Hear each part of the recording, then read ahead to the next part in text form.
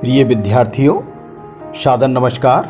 मैं दिनेश कुमार भटनागर, शासकीय उच्चतर माध्यमिक विद्यालय उछीर। आज हम कक्षा 10th विषय सामाजिक विज्ञान अध्याय 17 के अति महत्वपूर्ण चैप्टर मुद्रा एवं वित्तीय प्रणाली पर बात करेंगे। मुद्रा एवं वित्तीय प्रणाली पर चर्चा करेंगे। इस अध्याय के अंतर्गत आज हम विभिन्न वित्तीय संस्थाएं और बैंकों के प्रकारों पर विस्तार पूर्वक बात करेंगे। तो चलिए शुरू करते हैं आज का वीडियो। पिछले वीडियो में हमने मुद्रा का परिचय एवं विकास, मुद्रा का अर्थ और मुद्रा के कार्यों पर विस्तार पूर्वक चर्चा की। अब हम वित्तीय प्रणाली एवं संस्थाओं पर बात करेंगे। दैनिक जीवन में व्यक्तियों को अपनी आवश्यकताओं की पूर्ति के लिए रुपए, पैसों की आवश्यकता होती है। इसी प्रकार उद्योग धंधों एवं कृषि से संबंधित कार्यों के संचालन के लिए धन की आवश्यकता होती है। इन आवश्यकताओं की पूर्ति के लिए व्यक्ति, व्यापारी, उद्योगपति एवं कृषक सभी को धन उधार लेना पड़ता है। इसके लिए उन्हें वित्तीय संस्थाओं की आवश्यकता होती है। इसी प्रकार जब हमारी आय अपनी आवश्यकता से अधिक होती है, तब उसे सुरक्षित रूप से रखने और उससे ब्याज के रूप में अतिरिक्त आय कमाने के लिए भी वित्तीय संस्थाओं की जरूरत होती है। इस प्रकार वित्तीय संस्थाएं हमारी अतिरिक्त आय या बचत को जमा के रूप में अपने पास रखती हैं और जिन व्यक्तियों को धन की आवश्यकता होती है उन्हें ऋण के रूप में उधार देती हैं। अतः जमा के रूप में धन एकत्रित करने और ऋण देने की प्रक्रिया को वित्तीय प्रणाली के रूप में जाना जाता है। इस प्रकार अर्थव्यवस्था में धन या पूंजी की मांग एवं पूर्ति के मध्य समन्वय स्थापित रखने की प्रक्रिया को वित्तीय प्रणाली कहा जाता है। एक वित्तीय प्रणाली में धन का लेन देन करने वाली संस्थाओं या व्यक्तियों को वित्तीय संस्था कहा जाता है। धन के लेन देन की यह प्रक्रिया प्राचीन काल से चली आ रही है। देश में कार्यरत विभिन्न वित्तीय संस्थाओं को दो भागों में बांटा जा सकता है। नंबर 1, सार्वजनिक क्षेत्र की वित्तीय संस्थाएं। नंबर 2, निजी क्षेत्र की वित्तीय संस्थाएं। सार्वजनिक क्षेत्र की वित्तीय संस्थाओं का स्वामित्व सरकार के हाथ में होता है। इन संस्थाओं का संचालन जनसाधारण के हितों को ध्यान में रखकर किया जाता है। भारत में सन 1969 में 14 प्रमुख व्यापारिक बैंकों एवं सन 1980 में 6 और व्यापारिक बैंकों का राष्ट्रीयकरण करके इन्हें सार्वजनिक क्षेत्र के अंतर्गत लाया गया। व्यापारिक बैंकों के साथ साथ बीमा कंपनियां एवं अनेक गैर बैंकिंग वित्तीय संस्थाएं भी सार्वजनिक क्षेत्र के अंतर्गत कार्यरत हैं। निजी क्षेत्र की वित्तीय संस्थाओं के अंतर्गत उन संस्थाओं को रखा जाता है जिनका स्वामित्व निजी व्यक्तियों या संस्थाओं के हाथ में होता है, जैसे जमींदार, चिट फंड आदि। वर्तमान में अनेक व्यापारिक एवं बीमा कंपनियां भी निजी क्षेत्र के अंतर्गत कार्य कर रही हैं। प्रमुख वित्तीय संस्थाएं। भारत में कार्यरत सार्वजनिक एवं निजी क्षेत्र की प्रमुख वित्तीय संस्थाएं निम्नानुसार हैं। Number 1, bank. नंबर 2, बीमा कंपनियां। नंबर 3, साहूकार। नंबर 4, जमींदार। नंबर 5, स्व सहायता समूह। Number 6, chit fund. भारत सहित दुनिया भर में बैंकों के अनेक रूप देखने को मिलते हैं। नंबर 1 वाणिज्यिक एवं व्यापारिक बैंक, नंबर 2 औद्योगिक बैंक, नंबर 3 विदेशी विनिमय बैंक, नंबर 4 कृषि बैंक, राष्ट्रीय कृषि तथा ग्रामीण विकास बैंक जिसे नाबार्ड के नाम से जाना जाता है,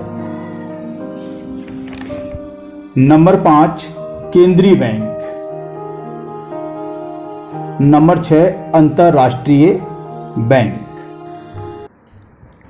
अब हम विस्तार पूर्वक बैंकों के विभिन्न प्रकारों के बारे में चर्चा करेंगे। सबसे पहले बात करते हैं वाणिज्यिक या व्यापारिक बैंकों के बारे में।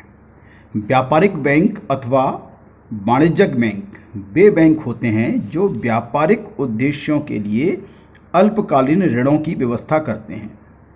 यह बैंक जनता की जमाओं को स्वीकार करने तथा उन्हें ऋण देने के अलावा बैंकिंग संबंधी अन्य कार्य भी करते हैं। वर्ष 1969 में बैंकों के राष्ट्रीयकरण के पश्चात वाणिज्य बैंकों के कार्यों में महत्वपूर्ण परिवर्तन हुआ है। अब वाणिज्यिक बैंक कृषि विकास एवं लघु उद्योगों के विकास एवं विस्तार के लिए मध्यकालीन एवं दीर्घकालीन ऋण भी प्रदान करते हैं। वर्तमान में सार्वजनिक बैंकों के साथ साथ अनेक निजी बैंक भी कार्यरत हैं। नंबर 2 औद्योगिक बैंक उद्योगों के लिए मध्यकालीन एवं दीर्घकालीन ऋणों की व्यवस्था करने वाली संस्थाएं औद्योगिक बैंक कहलाती हैं। ये बैंक उद्योगों को अपने पास से ऋण देने के अलावा अन्य स्रोतों से पूंजी प्राप्त करने में सहयोग प्रदान करते हैं। भारत में औद्योगिक विकास बैंक, औद्योगिक साख एवं निवेश बैंक, औद्योगिक साख एवं निवेश निगम, औद्योगिक वित्त निगम जैसी संस्थाओं की स्थापना उद्योगों की वित्त व्यवस्था करने के लिए की गई है। नंबर 3 विदेशी विनिमय बैंक विदेशी मुद्राओं का लेन देन तथा विदेशी व्यापार के लिए वित्त की व्यवस्था करने वाली संस्थाओं को विदेशी विनिमय बैंक कहा जाता है। ये बैंक अपनी शाखाएं विदेशों में स्थापित करती हैं जिससे विदेशी मुद्राओं के लेन देन का कार्य सरल हो जाता है। नंबर 4 कृषि बैंक कृषि व्यवस्था व्यापार तथा उद्योग धंधों से भिन्न होती है, अतः इसकी ऋण संबंधी आवश्यकताएं व्यापार तथा उद्योग धंधों की ऋण संबंधी आवश्यकताओं से भिन्न होती है। यही कारण है कि किसानों की आवश्यकताओं को पूरा करने के लिए कृषि बैंकों की स्थापना की गई है।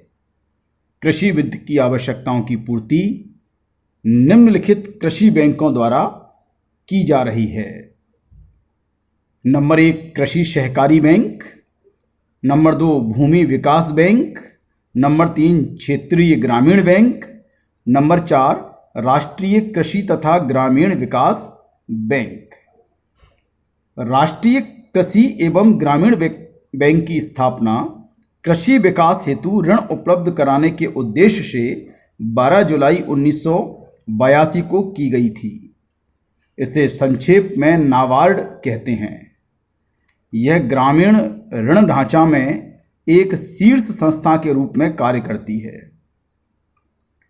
यह संस्था अनेक वित्तीय संस्थाओं जैसे राज्य भूमि विकास बैंक, राज्य सहकारी बैंक, वाणिज्यिक बैंक तथा क्षेत्रीय ग्रामीण बैंक को पुनर्वित्त की सुविधाएं प्रदान करती है। यह बैंक अपनी ऋण संबंधी आवश्यकताओं की पूर्ति के लिए भारत सरकार, विश्व बैंक तथा अन्य संस्थाओं से धन प्राप्त करती है। नंबर 5 केंद्रीय बैंक। केंद्रीय बैंक किसी भी देश की बैंकिंग प्रणाली की शीर्ष संस्था होती है। भारत का केंद्रीय bank reserve bank of India के नाम से जाना जाता है। इस बैंक का जनता से कोई सीधा संबंध नहीं होता। देश की मुद्रा छापने का कार्य इसी बैंक द्वारा किया जाता है। यह बैंक सरकार की बैंकर होती है, सरकार के सभी प्रकार के खातों का हिसाब रखती है तथा आवश्यकता पड़ने पर सरकार को ऋण भी देती है। इसलिए इसे बैंकों का बैंक कहते हैं। देश के सभी बैंकों को अपनी जमाओं का एक निश्चित भाग इसके पास रखना पड़ता है। आवश्यकता पड़ने पर यह बैंक अन्य बैंकों को ऋण भी देती है। यह देश में मुद्रा एवं साख की मात्रा पर नियंत्रण रखती है। अन्य सभी बैंकों को इसके आदेशों तथा नीतियों का पालन करना पड़ता है। भारत के केंद्रीय बैंक को रिजर्व बैंक ऑफ इंडिया के नाम से जाना जाता है। नंबर 6, अंतर्राष्ट्रीय बैंक। अंतर्राष्ट्रीय बैंकों के अंतर्गत उन बैंकों को शामिल किया जाता है जिनकी स्थापना अंतर्राष्ट्रीय आर्थिक समस्याओं को हल करने तथा सदस्य राष्ट्रों को आर्थिक सहायता प्रदान करने के लिए की गई है।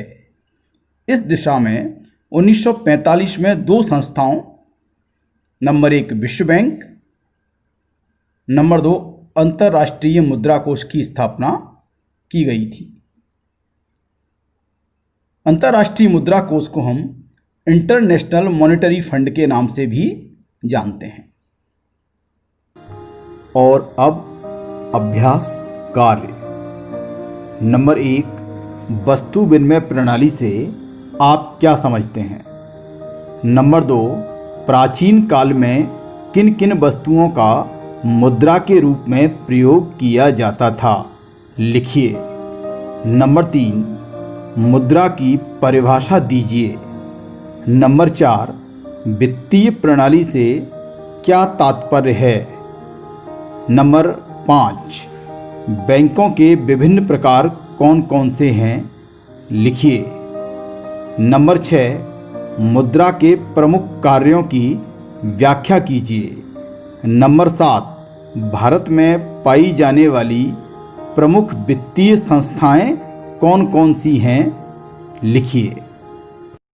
आपको ये वीडियो कैसा लगा अवश्य बताइएगा। आपके अमूल्य सुझावों का आत्मीय स्वागत है। आपको घर बैठे गुणवत्तापूर्ण शिक्षा देने की जिम्मेदारी हमारी। देखते रहिए आपकी क्लास बाई दिनेश भटनागर। जय हिंद।